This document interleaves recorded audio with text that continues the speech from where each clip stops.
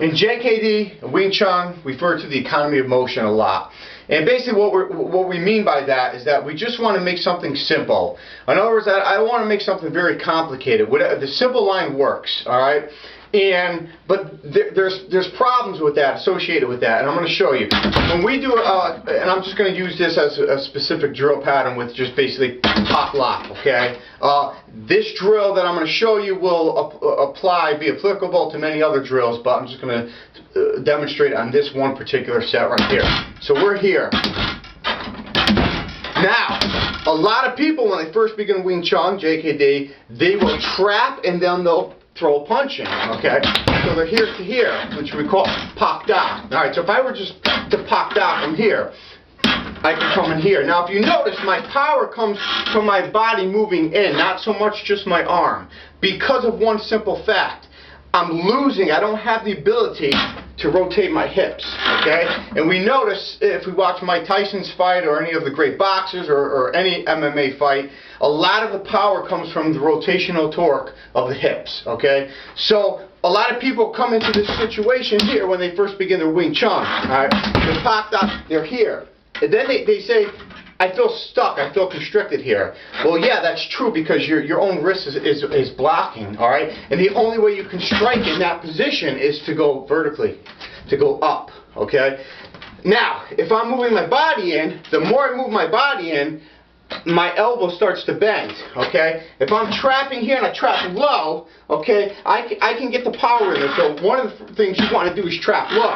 All right, so from here, that is where our power comes from. But if we're fighting someone that's bigger and stronger than us, and as soon as I trap here, they might torque their shoulder to prevent being hit. And what happens is it makes this path shorter. And when this path gets short, you lose all your power, okay? So I'm going to show you how to get out of that. So we're here. Now I'm crowded. Okay, that's the best way to describe it. I'm crowded here. So now their body's here. Well, when I'm in this position here, all right, it's very difficult for me to punch. I don't have that much power. I can't move because their body's there. That's a perfect opportunity to Jow Sau. Okay, so from here to here, there's our Jow. Here, Jow. If you notice, that is a lot more efficient now because I can add the rotational torque of my hips. Right from here, once I trap, as I'm trapping, I'm jowing, okay? From here, trap, jow. Now, not only can I use the rotational torque of my hips, but I can pivot on the ball of my feet, or the ball of my foot rather, okay? I come in here, I open that up, all right? So now my whole body comes into it. If you've ever been hit with an open palm or a cupped palm into your ear, there's a percussion strike, and it's very painful, and it actually disrupts the whole thought process of the body. It's not a permanent, or it could be a permanent injury, but it's a temporary debilitating movement. You get hit in the ear, bam, you pause for a second. That pause is enough to engage me into something else, okay?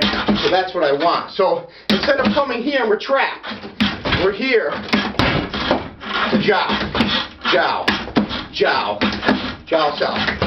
Just from there. Even if I lose this trap, I slip off of it, I still have the jow. Right from there. Right from there. Okay?